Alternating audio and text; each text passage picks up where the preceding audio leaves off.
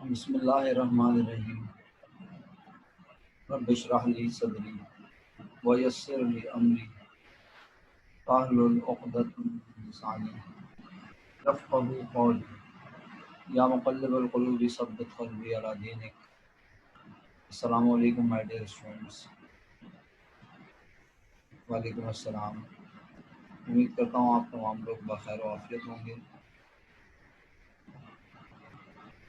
Yesterday मैंने आपको homework के तमाम क्वेश्चंस अल्हम्दुलिल्लाह डिस्कस करवा दिए थे और 2018 रेगुलर क्वेश्चन 1 तक हमारी बात हो गई थी। उसमें अगर आपको कुछ पूछना हो तो आप पूछ लीजिए। कोई अमाउंट आपने 2018 मैंने कंप्लीट नहीं करवाया था या पता नहीं कितनी बात हुई थी, मुझे याद नहीं है, लेकिन मैंने कहा था आज मैं क्लास का आगाज़ डायरेक्ट नए क्वेश्चन से करूँगा। तो हमारे सामने इस वक्त 2011 प्राइवेट का एक क्वेश्चन है। मशवरा आपको यह है कि आप अगर 5 ईयर अपने सामने रखेंगे तो ज़्यादा अच्छा होगा। 5 ईयर अपने सामने रखेंगे तो ज़्यादा अच्छा होगा। रीज़न, यहाँ से देखने में आपको सवाल शायद मुश्किल आए, मैं बार बार स्क्रॉल डाउन करूँगा, स्क्रॉल अप करूँगा और इसी के नीचे सॉल्यूशन बनाऊँगा। अलग स्क्रीन पे नहीं बनाऊँगा, इसके नीचे बना दूँगा यहाँ इस जगह से। तो आइए सवाल पढ़ते हैं। सवाल पढ़ के आप तेज़ी से आगाज़ करेंगे। जहाँ स्टक होंगे वहाँ मैं आपको हेल्प करूँगा। याद रहे हम नया सेक्शन पढ़ रहे हैं। Remember that we are studying a new section of chapter 1। ठीक है, चैप्टर 1 ख़त्म नहीं हुआ बट अब एक नया अंदाज का सवाल। Okay, the following data relate to a manufacturing company for the year 2010। I hope आप सबको, एक मिनट रुकिएगा ज़रा प्लीज़।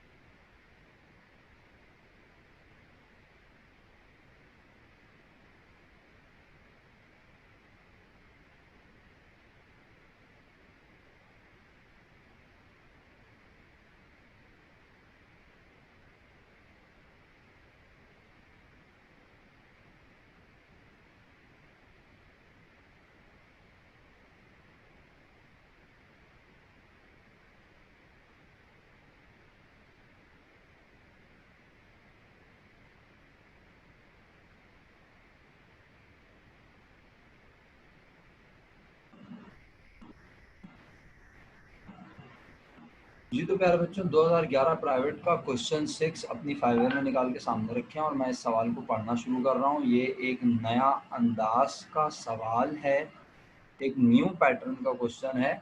आप इसे पहले समझ लें फिर इसे परफॉर्म करें। बहुत आसान है, कोई बिल्कुल नई चीज़ पढ़ने नहीं जा रहे। अब ये चैप्टर इस सवाल के बाद एक और डिफरेंट अंदाज का क्वेश्चन है और फिर उसके बाद एक और डिफरेंट, यानी इसके बाद दो और डिफरेंट अंदाज के क्वेश्चन पढ़ने हैं। एक ये और इसके बाद फिर इस तरह के बहुत सारे सवाल हैं, वो मैं आपको लोकेट करा दूंगा। फिर एक सवाल और पढ़ाऊंगा डिफरेंट और आखिरी जो पढ़ाऊंगा वो एडजस्टमेंट्स वाला होगा इसके साथ। तो अल्हम्दुलिल्लाह एडजस्टमेंट तो आप इतने अरसे से बना रहे हैं, आप अल्लाह के हुक्म से कर लेंगे, मुझे पूरा यकीन है।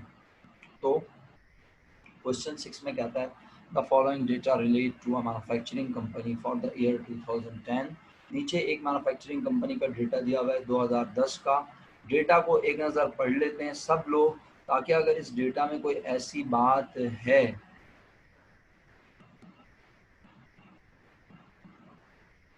2011 प्राइवेट कॉस्ट अकाउंटिंग का पेपर क्वेश्चन 6 होगा या 1 होगा आपके पास 5 ईयर में? भाई ऐसा कैसे हो सकता है आपकी 5 ईयर में ना हो? और नहीं है तो बस फिर यहाँ से देख लें आप। वैसे हो नहीं सकता कि आपकी 5 ईयर में ना हो, इम्पॉसिबल।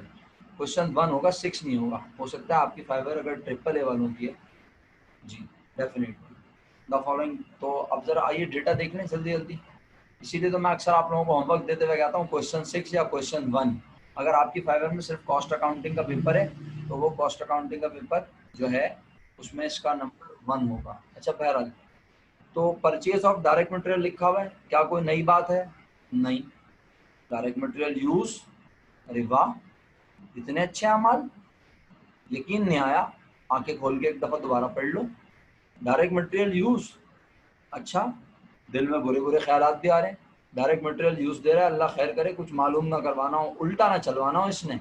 चलो अमाल के ऊपर है और देखते हैं आगे क्या है। Direct labour paid during the year, तवज्जो चाहता हूँ इन दोनों लाइनों पर, क्या लिखा है, direct labour paid during the year. इसका उर्दू में मतलब क्या है, हम डायरेक्ट लेबर के इतने रुपए अदा कर चुके हैं साल के दौरान।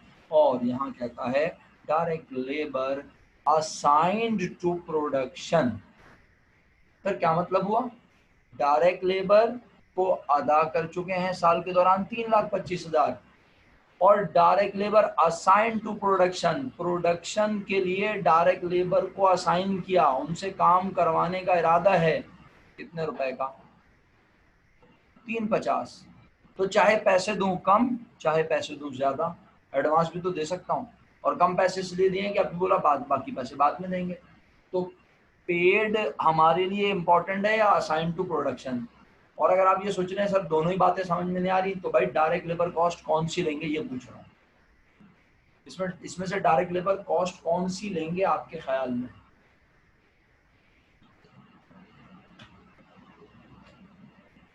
ओके, इसमें से डायरेक्ट लेबर कॉस्ट होगी, दो जवाब आए मेरे पास, बाकी लोग जवाब नहीं देना चाह रहे तो ठीक है, मैं भी जवाब नहीं लेना चाह रहा, कोई बात नहीं, मैं खुद ही बता देता हूँ। इसमें से डायरेक्ट लेबर कॉस्ट होगी direct labour assign to production. हमने डायरेक्ट लेबर प्रोडक्शन को असाइन की है 3,50,000 की, इसका मतलब है हम 3,50,000 का मजदूरों से काम करवाएंगे। अब चाहे हमने उन्हें 3 रुपए दिए हों पूरे साल में, हमने उन्हें 30 लाख रुपए दे दिए हों, हमें कैश के आने और जाने से अकाउंटिंग में कोई फर्क नहीं पड़ता। हमने 3,50,000 रुपए का काम इस साल मजदूरों से करवाना है, 3,50,000 की मजदूर डायरेक्ट लेबर हम प्रोडक्शन में करेंगे इस्तेमाल। तो ये आसान लफ्जों में direct labour assign to production, direct labour used लिखा हुआ है।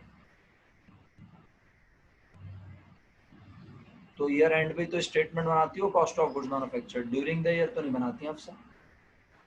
ईयर एंड पे तो पता चलता है तुमने डायरेक्ट लेबर से कितने रुपए का काम करवाया, तो जितने रुपए तुमने असाइन किया उतने का ही काम करवाया। अगर उससे कम ज़्यादा का करवाया होता तो फिर वो क्या था कि डायरेक्ट लेबर इतने की इस्तेमाल हुई।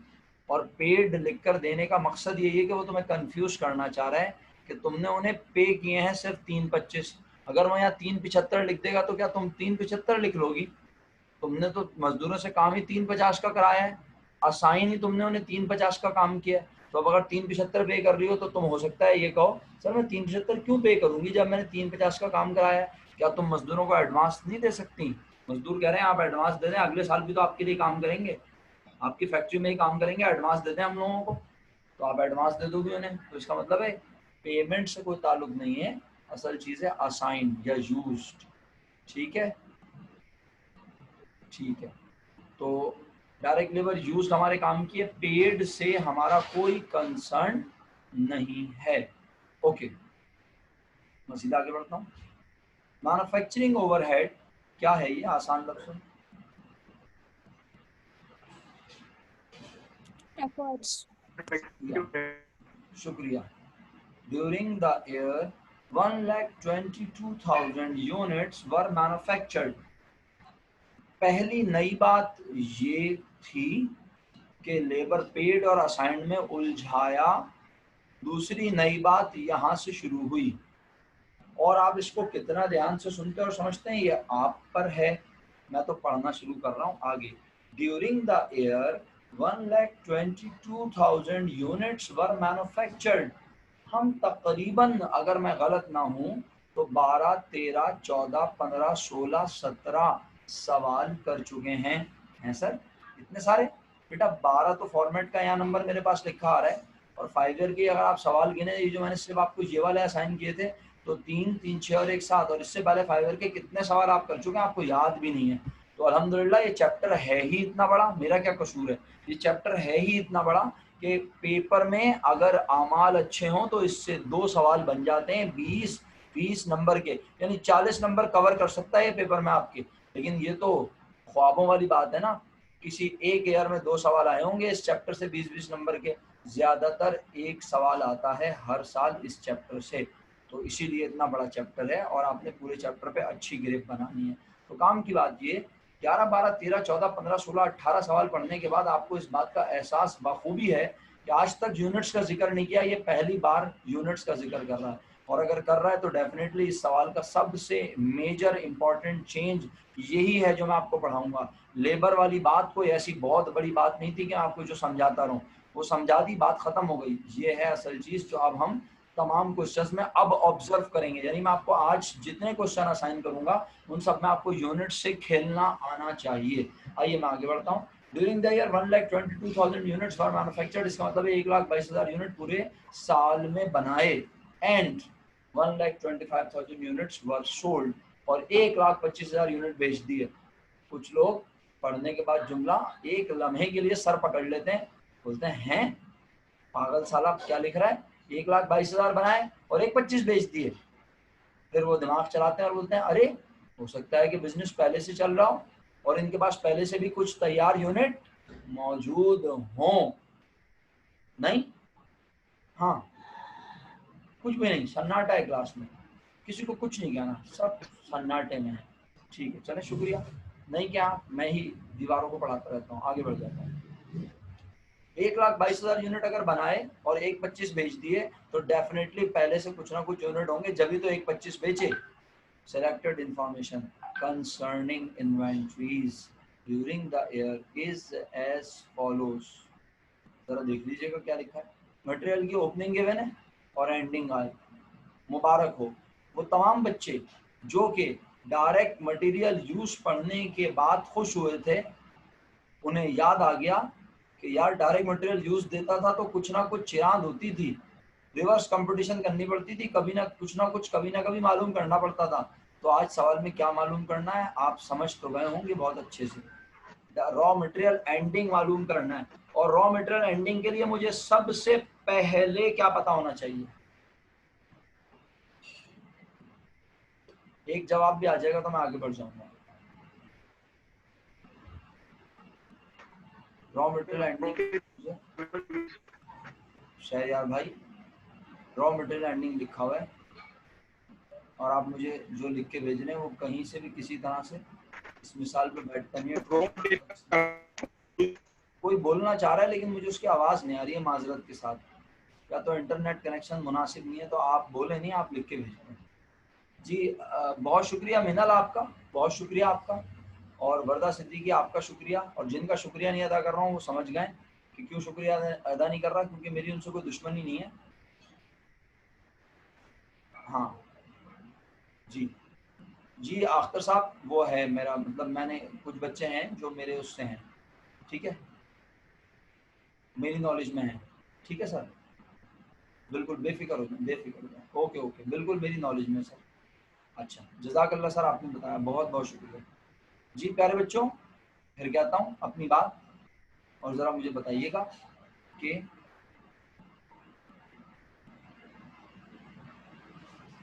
काशान साहब कहते हैं मेरे पास बारिश की वजह से नेट कनेक्शन सही नहीं आ रहा, तो बस कोशिश है किसी तरह पढ़ लूँ, आवाज़ बहुत कट रही है। अच्छा, मेरी आवाज़ आप लोगों के पास तो नहीं कट रही है, लेकिन हाँ आपके पास इसलिए कट रही होगी काशान क्योंकि आपका इंटरनेट कनेक्शन डिस्टर्ब है।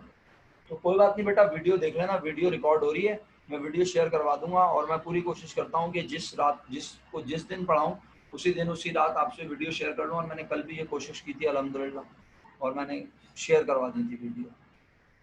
जी जी, मिनल आपका मैंने शुक्रिया अदा किया, वर्दा का मैंने शुक्रिया अदा किया, बाकियों का शुक्रिया अदा नहीं किया, मैं जवाब दे दूँ। मरियम परवेज आपका भी बहुत बहुत शुक्रिया। मुझे पहली चीज़ पता होनी चाहिए, raw material available for use. और अब जिस बच्चे को ये बात नहीं पता, इसका मतलब है कि वो बच्चा मेरे साथ क्वेश्चन 6 में सिर्फ और सिर्फ तफरी कर रहा था। जब मुझे रॉ मटेरियल एंडिंग ना पता हो तो मुझे raw material available for use सबसे पहले पता होनी चाहिए, और उसमें से रॉ मटेरियल यूज़ माइनस कर दूंगा तो मुझे एंडिंग पता चल जाएगी।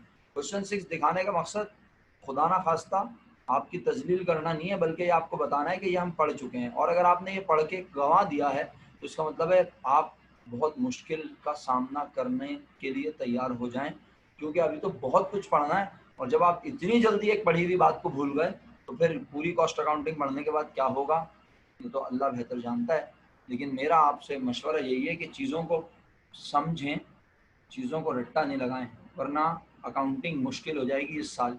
जो एक अच्छा इमेज बना हुआ है ना आपके दिमागों में कि अकाउंटिंग बड़ी अच्छी पढ़ते हैं हम, अकाउंटिंग बड़ी अच्छी पढ़ाते हैं सर इमरान, वो तभी रहेगा इम्प्रेशन जब आपकी इन्वॉल्वमेंट होगी ज़्यादा और समझने वाला। कॉस्ट अकाउंटिंग सिर्फ और सिर्फ समझने वाला सब्जेक्ट है, कंप्यूटेशन बेस है, मैथमेटिक्स बेस है, लेकिन समझने का काम निहायत ज़रूरी है। अगर आप सवाल समझने में कामयाब हुए तभी आप इसका सही जवाब देंगे, अदरवाइज आप नहीं दे सकेंगे। तो चलें, raw material available for use पता होना चाहिए और raw material use already given है। Raw material available for use निकालने के लिए रॉ मटेरियल ओपनिंग और इसमें परचेजेस को ऐड कर दूंगा, raw material available for use पता चल जाएगा। तो मैंने रिक्वायर्ड पढ़े बगैर ये फैसला कर लिया कि मेरे लिए रॉ मटेरियल एंडिंग निकालना कोई बड़ी बात नहीं है। और यही है कॉस्ट अकाउंटिंग का हुस्न कि आप सवाल पढ़ते हुए डिसाइड कर लें कि आपको क्या क्या करना होगा, आप किस डेटा की मदद से क्या क्या कर सकते हैं। जैसे कि मैंने कहा, एक 22 यूनिट बनाए, एक 25 बेचे, तो डेफिनेटली पहले से कुछ ना कुछ यूनिट मौजूद होंगे। और आप देख सकते हैं यहाँ लिखा हुआ है फिनिश गुड्स, इनकी कीमत दी हुई है 1,35,000। और मोस्ट इंपॉर्टेंट बात, 15,000 यूनिट्स बताए में ओपनिंग में। क्या क्या नहीं बताया हुआ, एंडिंग के कॉस्ट भी नहीं बताई हुई और एंडिंग के यूनिट्स भी नहीं बताए हुए। सर नहीं समझ आया, जहां जहां चेंज आएगा मैं वहां आराम आराम से बोलूंगा। पहला चेंज, सवाल में यूनिट्स गिवन है बनाए हुए और बेचे हुए। दूसरा चेंज, फिनिश गुड्स की आज एंडिंग ओपनिंग की कॉस्ट दी हुई है और ओपनिंग की कॉस्ट के साथ ब्रैकेट में कुछ लिख के दिया हुआ है कि ये 1,35,000 15,000 यूनिट्स की कॉस्ट है जो कि स्टार्ट पे मौजूद है। एंड पर कितने यूनिट हैं ये भी नहीं पता, और एंड पर कितने रुपए का इनकम, एंड पर कितने रुपए का तैयार सामान बचा ये भी नहीं पता। यानी फिनिश गुड्स एंडिंग की वैल्यू भी नहीं पता और फिनिश गुड्स एंडिंग के यूनिट्स भी नहीं पता। ओके, अच्छा सर, तो अगर रिक्वायर्ड पढ़े बगैर हम आप हमें ये भी बता दें कि इसके बारे में क्या करना होगा, मैं तो तैयार हूँ। लेकिन मसला ये कि मेरी कौम तैयार नहीं है, मेरी कौम को पता ही नहीं है कि ये कैसे होगा। और अगर आप चाहते हैं मैं आपको बताऊं तो मैं बताने को बिल्कुल तैयार हूं। मैं थोड़ा सा हिंट देता हूं, चलिए आइए देखते हैं कि आप मेरी बात को कितना गौर से सुनते हैं, कितना ध्यान से लेते हैं इस बात को। ठीक है, अच्छा जी बिल्कुल काशान, हमें यूनिट्स भी निकालने पड़ेंगे इस सवाल में, लेकिन कौन से यूनिट निकालने पड़ेंगे? जो बनाए, जो बेचे, कौन से यूनिट्स मालूम करने पड़ेंगे? है जो बचे होंगे साल के आखिरी में। एग्जैक्टली तो पहले यूनिट्स बचे हुए निकालो, फिर उन बचे हुए यूनिट्स की कॉस्ट निकालनी पड़ेगी। एक्सीलेंट, खुश रहिए, जज़ाकल्लाह, दिल खुश कर दिया आपने बोल के, बहुत शुक्रिया आपका। तो ये होती है बात। अच्छा, अब सवाल ये पैदा हुआ, एंड के यूनिट्स कैसे मालूम करें सर? सवाल आया ना दिमाग में। अच्छा, अब सवाल के रिक्वायर्ड में वो यूनिट्स निकालने को कह रहा है, फिनिश गुड एंडिंग की कॉस्ट निकालने को कह रहा है, मटेरियल की कॉस्ट निकालने को कह रहा है। मुझे इससे गर्ज नहीं है फिलहाल, मैं सवाल पढ़ के अपनी एबिलिटी चेक कर रहा हूँ। और पेपर में भी यही अंदाज होता है, वही लोग कामयाब होते हैं पेपर में जो सवाल पढ़ते हुए देख रहे होते हैं, अच्छा ये गिवन है, इसको ऐसे होगा, इसके साथ ऐसे होगा, इसका यूं होगा, ये काम का है, ये काम का है, अच्छा इसकी मदद से यूं कर लूंगा। फिर वो कहता है अच्छा अब सवाल का रिकॉर्ड देखता हूँ वो मांग क्या कह रहा है, वो वही मांग रहा होता है जो हम सोच रहे होते हैं। तो अल्हम्दुलिल्लाह सवाल में एंडिंग यूनिट्स निकालने पड़ेंगे, फिनिश गुड्स के एंडिंग यूनिट्स और उन एंडिंग यूनिट्स की कॉस्ट। अच्छा, फिनिश गुड्स के एंडिंग यूनिट कैसे निकालेंगे? तो फिनिश गुड्स के एंडिंग यूनिट्स निकालने के लिए मुझे सबसे पहले क्या पता होना चाहिए? सोचो, सोचो अपने दिमाग में, तुम्हें पता है, तुम सब जानते हो।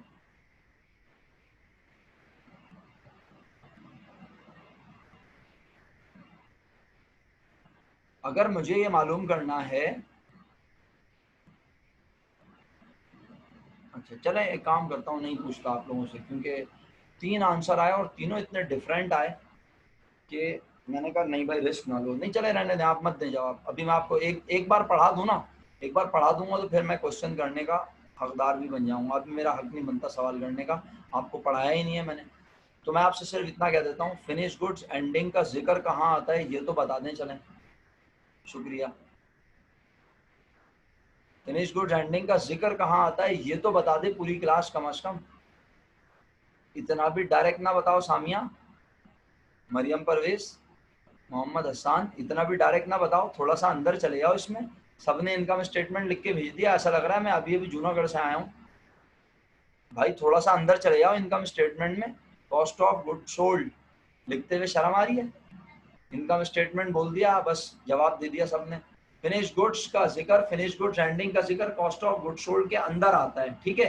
अच्छा, अब आप फौरन एतराज करें, क्या sir finish goods ending cost of good sold के अंदर फिनिश गुड्स एंडिंग का जिक्र आता है, लेकिन फिनिश गुड्स एंडिंग के यूनिट का जिक्र तो नहीं आता।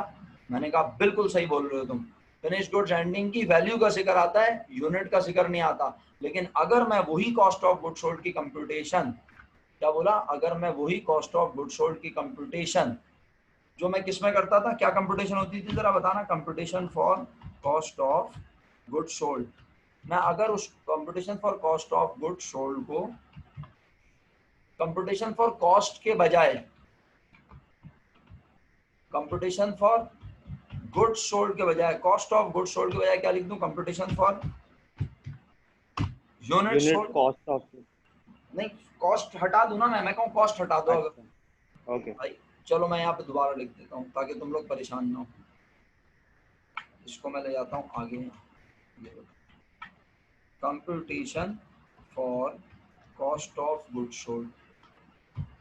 अगर मैं computation for cost of good sold का नाम क्या रख दूं, कंप्यूटेशन फॉर यूनिट सोल्ड, तो कॉस्ट ऑफ गुड सोल्ड होती है किस में,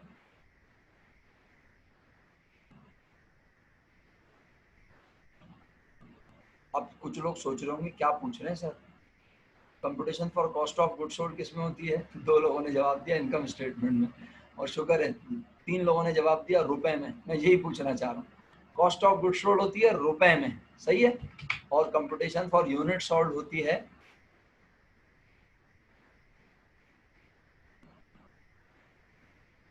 पैसा में। यूनिट सोल्ड पैसे में होते हैं, नहीं मतलब इसकी कंप्यूटेशन क्वांटिटी में, नंबर्स में, नंबर्स में। Ali Sufiyan excellent. Cost of good sold जब मालूम करते हैं तो कॉस्ट रुपए में होती है, और जब यूनिट सोल्ड की बात करते हैं तो वो नंबर्स में होते हैं, इतने नंबर बेचे, इतने 200 यूनिट बेचे, 300 यूनिट बेचे, 300 दाने बेचे, 500 दाने बेचे, 500 यूनिट बेचे, ऐसे ही है ना। तो कॉस्ट होती है रुपए में और ये होती है यूनिट में। कॉस्ट ऑफ गुड सोल्ड की कंप्यूटेशन लिखवाना जरा क्या होती है।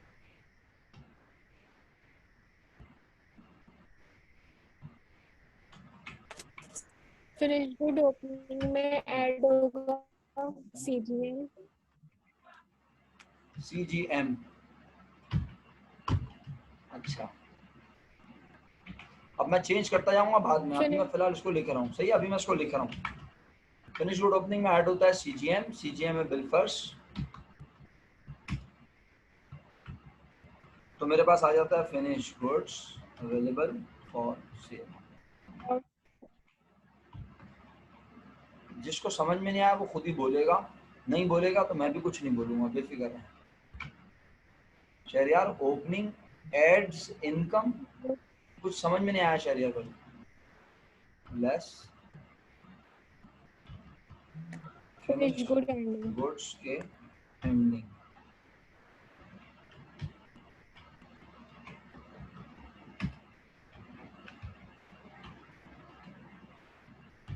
मैंने कुछ मेंशन किया है कि ये सब काम किस में चल रहा है। मैं यहाँ जो अंग्रेजी लिख रहा हूँ उससे देख के आपको क्या लग रहा है, ये काम सब किस में चल रहा है। अब कोई इनकम स्टेटमेंट नहीं बोल सकता बेटा। हाँ सामिया, ये किस में चल रहा है, यहाँ या जो अंग्रेजी लिखी है ये क्या लिखा है, ये क्या लिखा है, ये अंग्रेजी में पूछ रहा हूँ यहाँ क्या लिखा है सामिया आपसे, क्या लिखा है, तो ये किस में चल रहा है काम, ऊपर हेडिंग क्या डली हुई है मेरा बेटा सामिया। कॉस्ट नंबर में नहीं होती है मेरा बेटा, कॉस्ट तो रुपए में होती है। अभी मैं कंप्यूटेशन फॉर यूनिट सोल्ड इसी का नाम रखूंगा और मैं इसको बता दूंगा कि ये कैसे नंबर में आ गई। अभी मैं इसको बिल्कुल जो अंग्रेजी यहाँ लिख रहा हूँ उस हिसाब से मैंने लिखा है cost of goods manufactured. Cost तो हमेशा किस में होती है, कॉस्ट तो हमेशा रुपए में होती है ना बेटा, सही है। फिर फिनिश गुड एंडिंग लेस करते हैं तो क्या आता है जवाब, 30 जी, इसका नाम क्या रखते हैं, बोलो जी। कॉस्ट शुक्रिया। ऑफ जब मैं इसको कॉस्ट कह रहा हूँ तो ये भी किस में है, जब मैं इसको कॉस्ट नाम दे रहा हूँ तो ये भी किस में है, कॉस्ट कॉस्ट में ही है मेरा लिए। जब मैं इसको कॉस्ट बोल रहा हूँ तो ये कॉस्ट में ही है, ये रुपए में है भाई, कॉस्ट रुपए में होती है, यही बात समझा रहा हूँ बार बार। अच्छा, अब अगर मैं बोलूं कि ये 5,000 रुपए नहीं है, ये 5,000 क्या है, यूनिट्स। मैंने पूरी कंप्यूटेशन क्यों लिखी है, यकीन मानिए मैं सिर्फ आपको समझाना चाहता हूँ, रटवाना नहीं चाहता, इसीलिए मैंने आपको ये पुरानी कंपटीशन लिख के दिखाई। हर बच्चे को कॉस्ट ऑफ गुड सोल्ड की कंपटीशन याद है। अगर आप में से कोई बच्चा कॉस्ट ऑफ गुड सोल्ड की कंपटीशन याद नहीं है तो फिर आज उसे मेरी बात समझ में आने वाली नहीं है, माजरत के साथ। जो बच्चा कॉस्ट ऑफ गुड सोल्ड की कंपटीशन जानता है वो डेफिनेटली ये बात समझ रहा है जो इस वक्त हम परफॉर्म कर रहे हैं। ठीक है, मेरी बात क्लियर है क्या कह रहा हूं मैं? अच्छा, ठीक है, शुक्रिया। अच्छा, अब देखें, जरा बात समझिएगा प्लीज। हाँ, मैंने अब इसके आगे लिख दिया फिनिश गुड्स, ओपनिंग के आगे क्या लिख दिया मैंने, यूनिट। और अब मैं इस कंपटीशन का नाम competition for cost of goods sold के बजाय क्या रखता हूं, जब मैं कहता हूं competition for cost of goods sold, इसका मतलब है बेचे हुए सामान की, जब मैं कहता हूं competition for cost of goods sold इसका मतलब होता है बेचे हुए सामान की कीमत, कॉस्ट रुपए। और जब मैं कहता हूं कंपटीशन फॉर यूनिट सोल्ड इसका मतलब होता है बेचे हुए यूनिट्स की, बेचे हुए यूनिट्स की तादाद, है ना, बेचे हुए यूनिट्स के नंबर, कि कितने नंबर बेचे, कितने यूनिट्स बेचे, ऐसा ही है। अच्छा, तो अब मैंने यहाँ लिख दिया फिनिश गुड्स ओपनिंग, और अब मैं कह रहा हूँ ये रुपए नहीं है, अब मैं कह रहा हूँ ये रुपए, ये क्या है, नंबर। तो 5,000 यूनिट मेरे पास पहले से थे। अब मैं कह रहा हूँ ये 20,000 रुपए नहीं है, अब इसका नाम चेंज करवाओ, इसका नाम फिर क्या रखूं, अब इसको, जब ये रुपए नहीं है तो मैं इसको कॉस्ट ऑफ गुड्स मैन्युफैक्चर्ड नहीं बोलूंगा, फिर इसे क्या बोलूं, अंग्रेजी चेंज करवाओ सब लोग, करवाओ अंग्रेजी चेंज। मैं क्या लिखूं, आसान अंग्रेजी, तुम नहीं बोलोगे तो मैं बोलूंगा, कोई बात नहीं, तुम नहीं बोलोगे तो सर इमरान बोलेंगे, अब मजबूरी है, बोलना पड़ेगा। बेटा जब कॉस्ट का वर्ड यूज कर लेगा शहरियार तो फिर बात तो वही हो गई ना, कॉस्ट रुपए में होती थी और अब मैं रुपए में नहीं खेल रहा, मैं किस में खेल रहा हूँ, यूनिट्स में। तो यहाँ पे अब मैं यूनिट्स प्रोड्यूस लिखूंगा या यूनिट्स मैन्युफैक्चर, शुक्रिया वर्दा, यूनिट्स प्रोड्यूस या क्या लिखूंगा, यूनिट,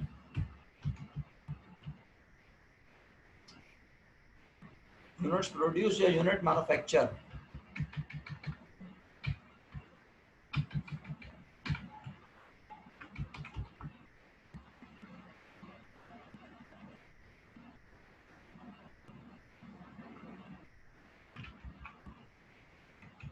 जी सर, अब मैं 25,000 को क्या बोलूंगा, finish goods available for cell, अच्छा नाम क्या होगा इसका,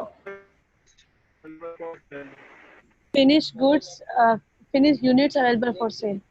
ये भी कह सकता हूँ, मैं लकीर का फकीर नहीं हूँ, आप बिल्कुल सही कह रही हैं। Unit produce available for cell. मैं जरा बातें मैं जरा ज्यादा करता हूँ लेकिन काम मुख्तसर करता हूँ, बता दें क्या लिखा मैंने, शुक्रिया, इतनी आसान अंग्रेजी लिखी है, यूनिट्स अवेलेबल फॉर सेल, क्या ख्याल है, लेस फिनिश गुड्स एंडिंग के, आप देख रहे हैं मैं सिर्फ अंग्रेजी चेंज कर रहा हूँ बस, कंपटीशन चेंज नहीं कर रहा, अंग्रेजी चेंज कर रहा हूँ। और मैं कह रहा हूँ 25,000 यूनिट थे, एंड पे बचे 2,000, तो इसका मतलब है अगर एंड पे बचे 2,000 तो 23,000 रुपए, 23,000 यूनिट क्या कर दिए, अंग्रेजी लिख के भेज दिया अली सुफियान ने, क्या नाम दूं इसका, शुक्रिया। 2 लोगों के जवाब आ गए, इनफ है भाई, लिख के जान छोड़ाओ, 2 लोगों के जवाब आ गए, इनफ है, इंतजार किया तो फिर इंतजार होता रहेगा। यूनिट सोल्ड, एक्सीलेंट, शुक्रिया आप लोगों का, तो इसका मतलब है अगर मैं कॉस्ट में मालूम कर रहा हूं तो अंग्रेजी में लिखा जाता है finish goods opening, CGM, finish goods available for sale, finish goods ending, और सीजीएस आती है। लेकिन अगर मैं यही कंप्यूटेशन को परफॉर्म करूं किसमें, यूनिट्स में, तो सिर्फ अंग्रेजी चेंज होती है, तरीका चेंज नहीं होता। तो अब अगर ये 2000 यूनिट नहीं पता, अब तो बता सकते हो मुझे पहले क्या पता होना चाहिए, अब तो बता सकते हो मुझे पहले क्या पता होना चाहिए भाई। अब भी ना बताओ तो तुम्हारी मेहरबानी, मैं बता दूंगा ये बस, शुक्रिया। हमें पता होना चाहिए यूनिट्स अवेलेबल फॉर सेल पहले, यानी हमें ये पता होना चाहिए, और हमें पता होना चाहिए यूनिट्स सोल्ड। आपकी पार्टिसिपेशन नहीं है तो मैं अब जबरदस्ती नहीं करूंगा, ठीक है। आप पार्टिसिपेट कर रहे हैं तो शुक्रिया, नहीं कर रहे तो आप सवाल करने का पूरा हक रखते हैं। मेरा बच्चा सामिया, ये कैसी बचकाना सी बात कर दी तूने। जब मैं कह रहा हूं कि मुझे ये पता होना चाहिए तो डेफिनेटली ये पता करने के लिए मुझे, ये जादू से तो नहीं पता चलेगा ना सामिया, डेफिनेटली ये निकालने के लिए मुझे, जब मैं कहूंगा ये निकालना है तो ये निकालने के लिए मुझे सबसे पहले ये लिखना पड़ेगा ओपनिंग और यूनिट्स प्रोड्यूस लिखने पड़ेंगे, तो मुझे अवेलेबल फॉर सेल पता चलेगा। लेकिन जो मुझे मालूम करना होता है मैं उसके ऊपर वाला और उसके नीचे वाले को देखता हूँ ना हमेशा। भूल गई, एक मिसाल बनाई थी मैंने, याद करो, 5 - 2 = 3। क्या बार बार वो मिसाल देता रहूं? दिखाता हूँ, लिखी भी होगी शायद यहाँ, ये लिखी हुई यही है शायद अगर मैं गलत ना हूँ। 100 - 30 70, और अगर 30 पता ना हो तो 100 में से 70 को क्या करते हैं, माइनस। याद आया? जब किसी अमाउंट के ऊपर और नीचे वाले अमाउंट पता ना हो, जब किसी अमाउंट को मालूम करना हो तो उसके ऊपर और उसके नीचे वाले अमाउंट देखते हैं। तो अगर मुझे ये एंडिंग यूनिट मालूम करने हैं तो ऊपर वाले और नीचे वाले पता होने चाहिए। मैं कहता हूँ ऊपर वाली भी नहीं पता तो इसको पता करने के लिए इसके ऊपर वाले ये दोनों पता होने चाहिए। अच्छा सर, क्या यूनिट प्रोड्यूस दिया हुआ होगा सवाल में? अब सुन लो भाई मेरी बात।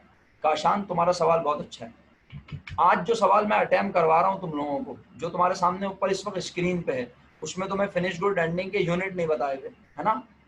तो तुम्हें क्या लगता है हर बार जब भी वो सवाल देगा, तुम्हें क्या लगता है हर बार जब भी वो सवाल देगा क्या वो हमेशा इसे गायब करेगा? भूल है तुम्हारी। कभी वो इसे गायब करेगा, कभी वो इसे गायब करेगा, और कभी वो इसे गायब करेगा, और कभी वो इसे गायब करेगा। सर चारों को गायब तो नहीं करेगा, नहीं, किसी एक को गायब करेगा। जब तुम्हें ओपनिंग के यूनिट नहीं बताएगा तो तुम यहां से चलोगे, क्या देगा तुम्हें लाजमी?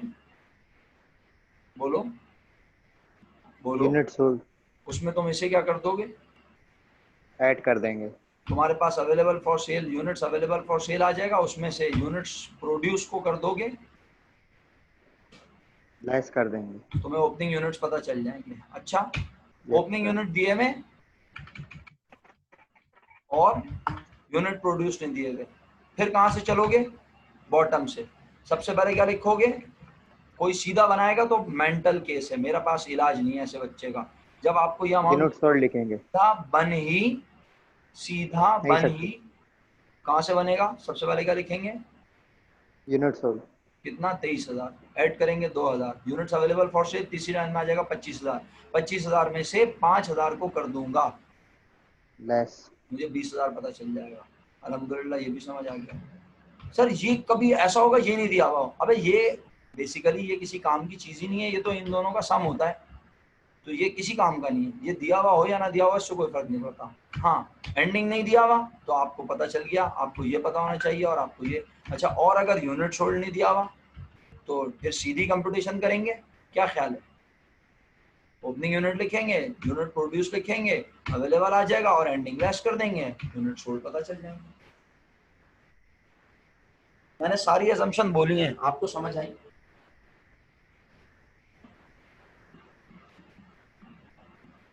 मैंने सारी असम्पशन बोली हैं, आपको समझ में आई? तो लकीर के फकीर बनने का नहीं है भाई, यूनिट सोल्ड भी तो एंडिंग का सम है ना।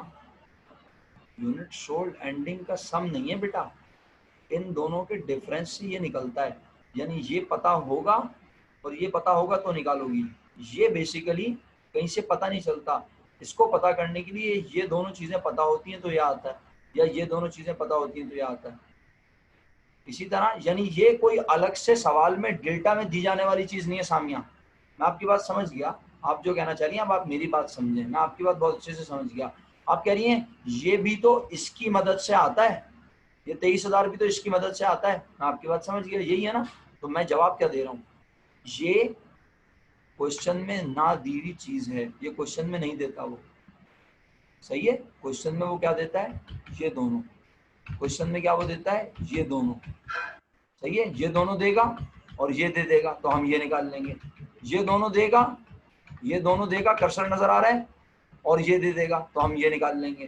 क्वेश्चन में वो ये नहीं देगा, क्वेश्चन में वो ये नहीं देगा, ये दोनों देगा, कर्सर नजर आ रहा है चलता हुआ, ये दोनों देगा, हम ये निकालेंगे और इसमें से हम ये माइनस कर देंगे तो ये पता चल जाएगा।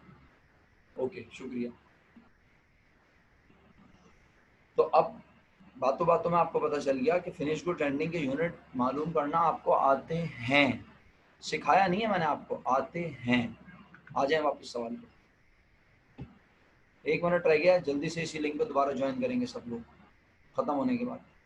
अल्हम्दुलिल्लाह एंडिंग यूनिट्स मालूम कर लेंगे।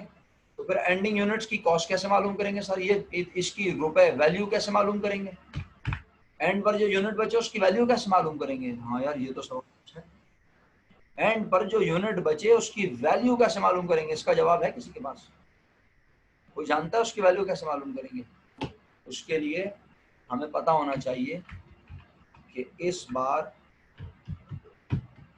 हमने 1 यूनिट कितने रुपए का बनाया। Hafsa thank you, Ali Sufiyan thank you. Cost per unit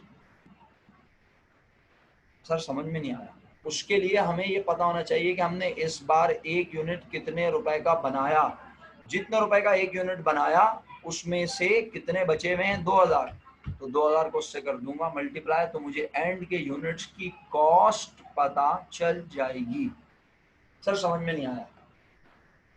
and पर अगर 2,000 यूनिट बचे तो ये 2,000 यूनिट कैसे बचे, जो हमने पहले से 5,000 पढ़े थे, 20,000 हमने बनाए, टोटल 25,000 हो गए।